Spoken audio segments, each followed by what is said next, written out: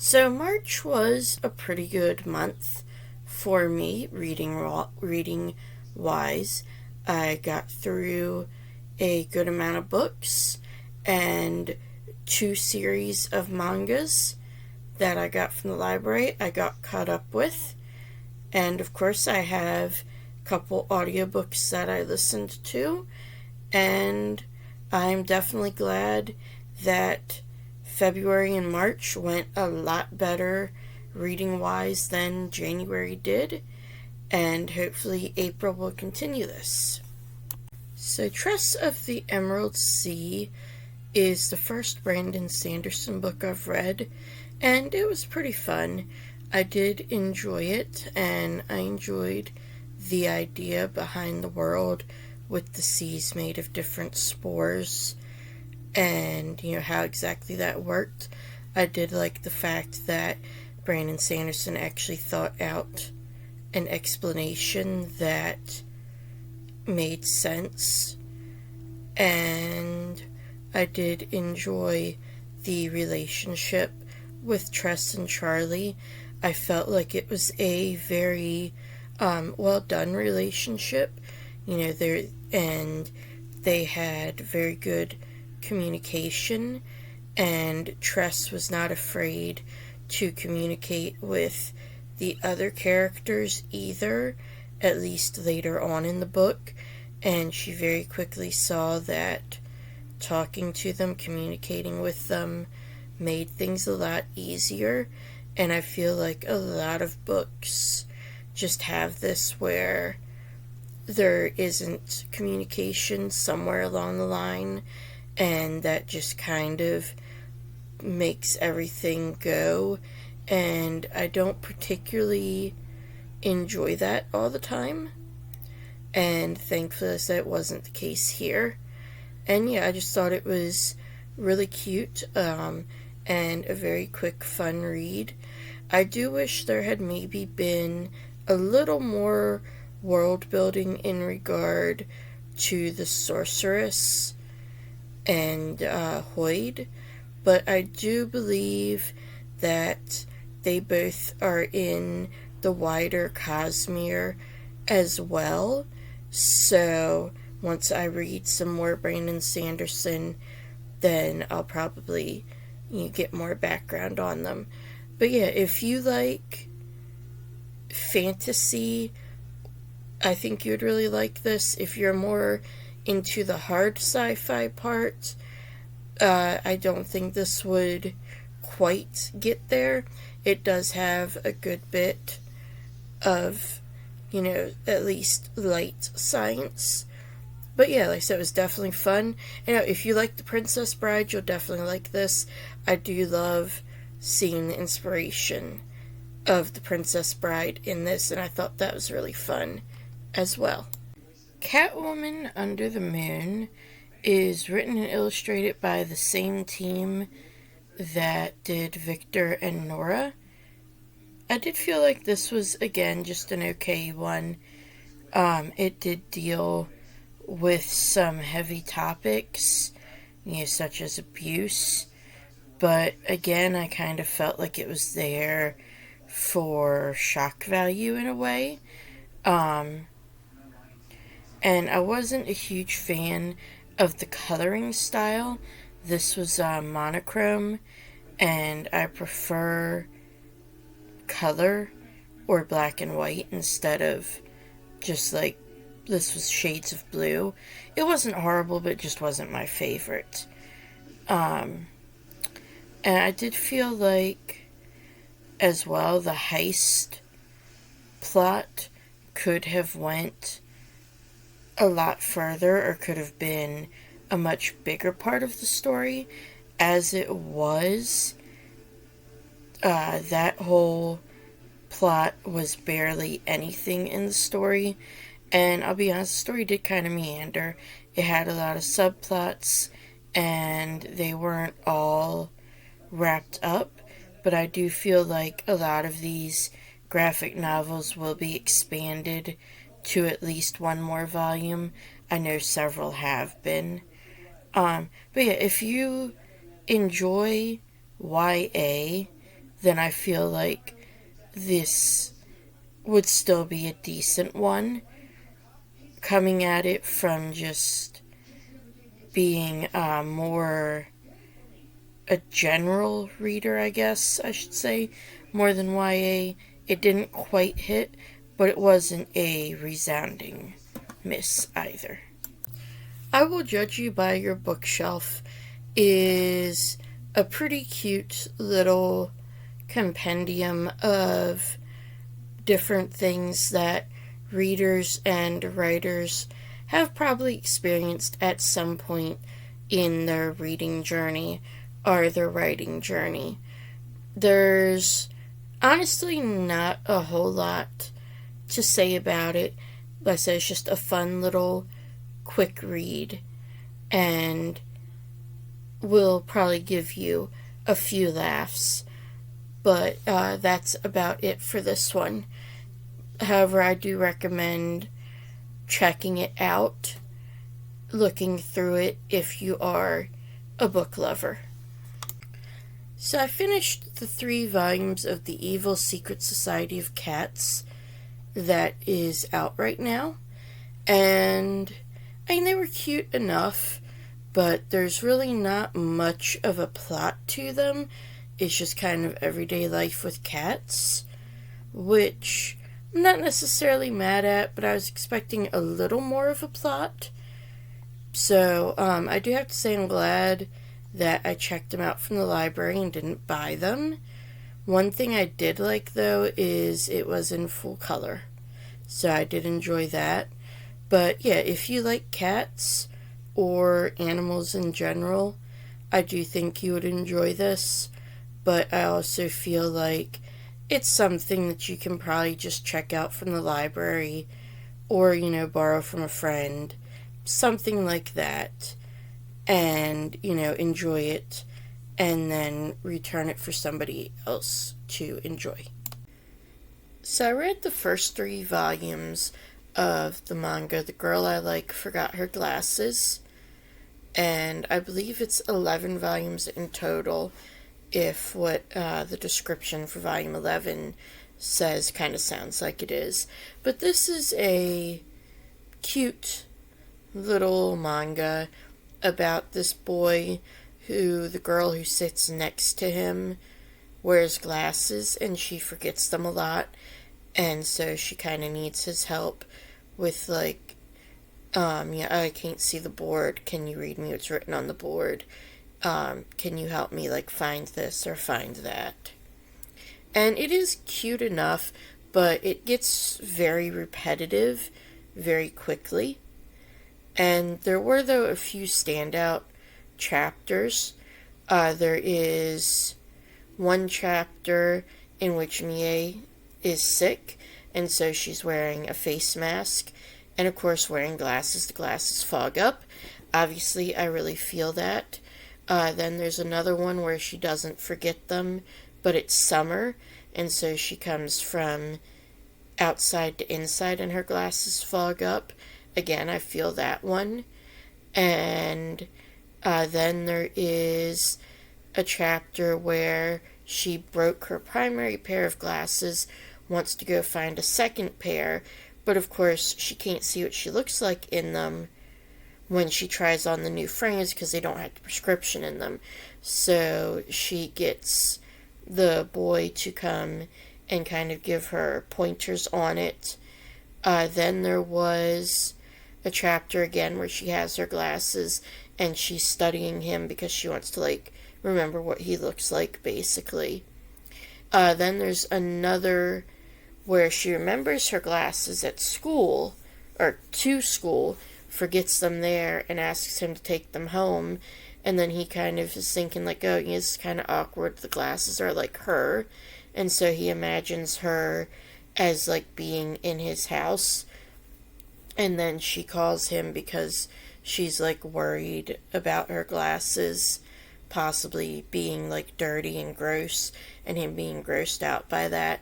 And so then she makes the comment that, hey, it's kind of like I'm at your house, and basically doesn't let him get a word in edgewise about it, and that was kind of funny. And yeah, overall it's cute enough, but I do wish that they would have different gags. Like, everything's just about her forgetting her glasses. I did like the few chapters where, she actually remembered them.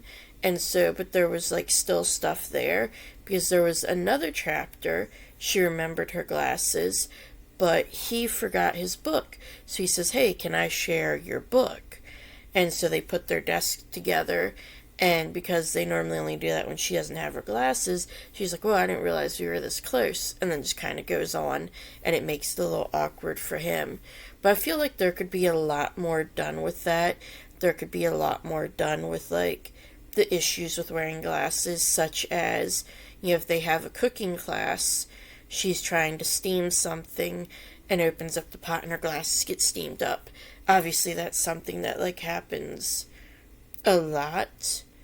And yeah, it's cute enough, but I do feel like it could have a lot more different gags. And I do another thing I do like is that we are starting to get secondary characters introduced now in the later chapters, and so that does help as well. And I enjoy like seeing the friendships and stuff. But yeah, and this actually kind of reminds me of Komi Can't Communicate, where you have the girl and the guy who sit in neighboring desks and they become friends, and there is something that's a little different or awkward about the girl, and so the guy's able to like help her navigate that. So if you like Komi Can't Communicate, I feel like you would like this as well, although I feel like this leans more into the comedy than Komi does. So I read the first 8 volumes of One Dance, and this was an interesting manga.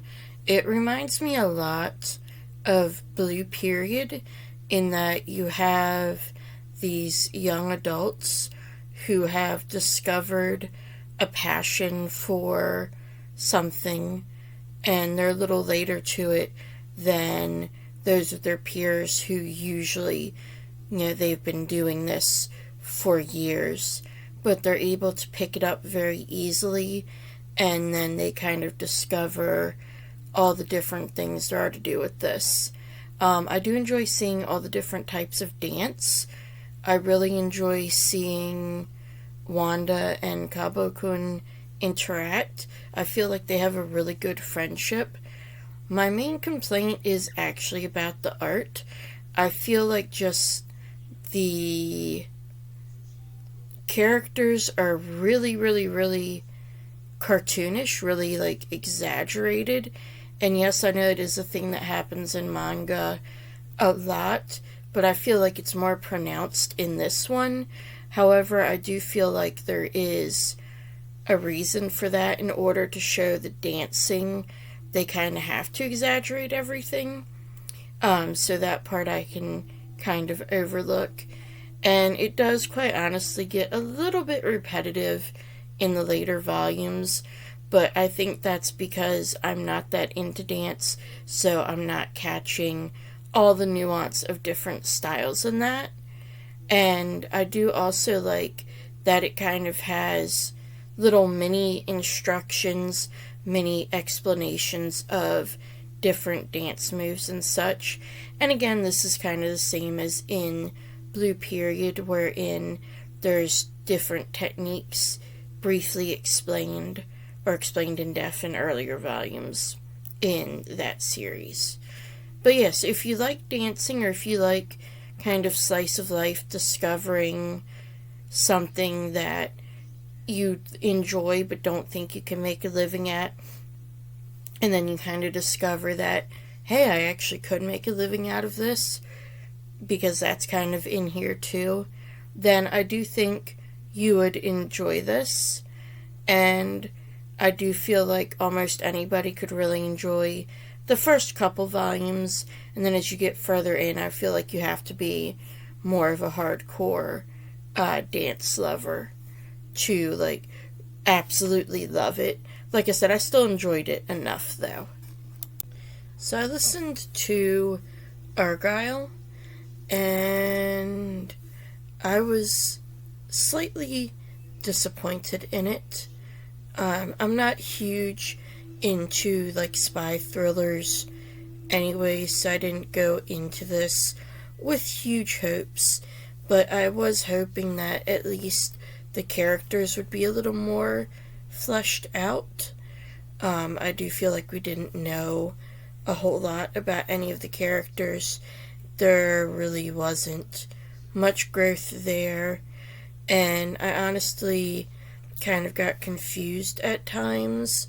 You know, I was hear this character's name, and I would think for some reason they're somebody completely different, and I don't know if that's just from the characters kind of bleeding together, or if that was more because I was listening to it and maybe got distracted. But yeah, if you like spy thrillers, I think you would like this one alright. The action scenes are pretty well written, if have a tendency to be, kind of flashy and, involve a whole lot of people. There's not really much one-on-one stuff. But yeah, so like I said, I was definitely disappointed in this, and I would not recommend it as like a start into a spy thriller, kind of era or anything. There's definitely better out there, and there's definitely worse. This is just kind of middle ground.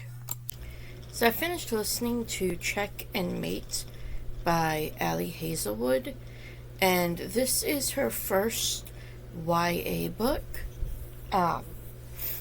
And I can say that I did enjoy the fact that she went in a different direction with this book, used kind of some different tropes, but it just didn't quite do it for me. And a main reason for that was Mallory. I wanted to shake her throughout most of the book. I understand the way she felt, feeling guilty about her dad, but like it wasn't her fault, and it's extremely obvious it isn't her fault, and I feel like that should have been completely obvious to her, and just, that really threw me off. The constant Tinder, Hinge, whatever it was, hookups were a little bit okay, whatever. They just felt kind of thrown in there. They didn't really add anything. I feel like a lot of the secondary characters could have been fleshed out a lot better as well. However, I did also like Mallory's family.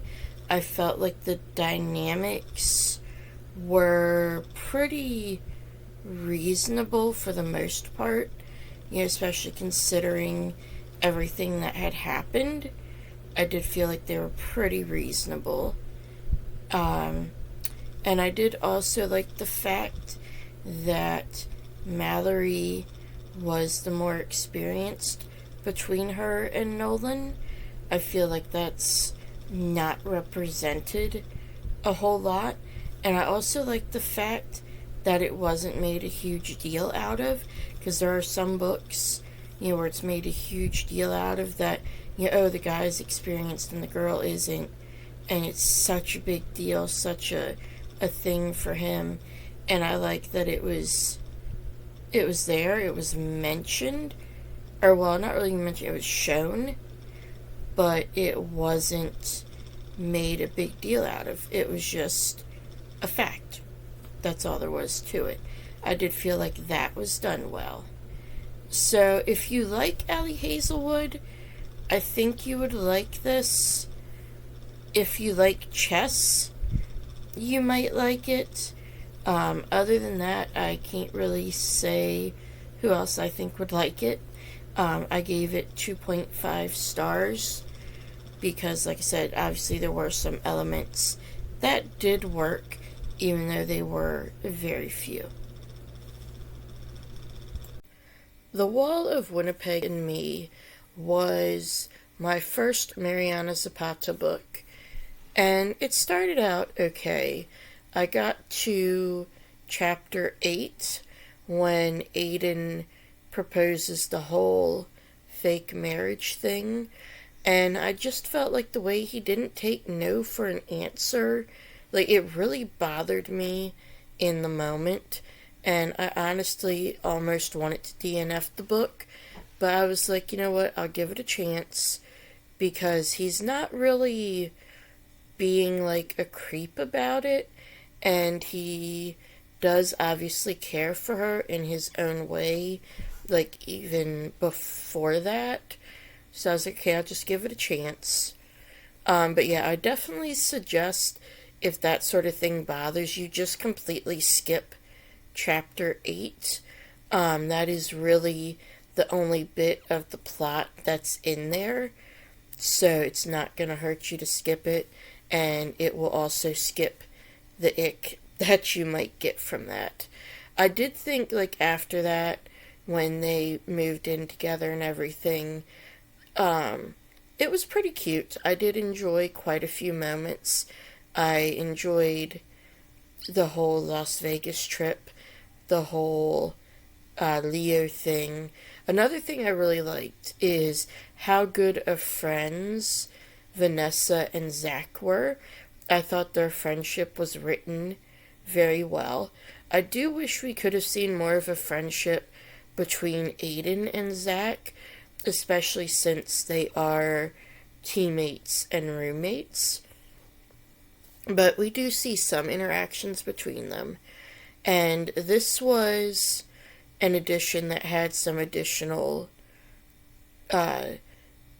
story in it. I'm guessing that was both of the epilogues, and both of the epilogues were pretty cute. And now that I've looked it up, and I realize that there is a book that is kind of a companion to this, in that it follows Diana, Vanessa's best friend, I would kind of like to find that. Unfortunately, my library doesn't have it. But yeah, this was a pretty cute romance with some good friendships. I enjoyed the fact that Aiden and Vanessa became friends before they truly became lovers, and just the relationship they have, I feel like it is very supportive. Another thing that did bother me, though, I wish Aiden wasn't quite so much of a wall. He is very, very quiet and seems to have kind of a hard time expressing emotions, at least for a lot of the book.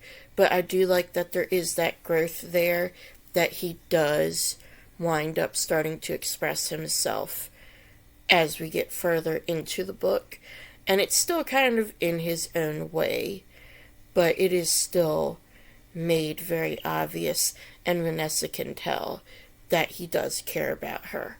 So yeah, if you like a slow burn romance, because this is definitely slow burn, and if you like a sports romance, I definitely think this would be a very good book to read.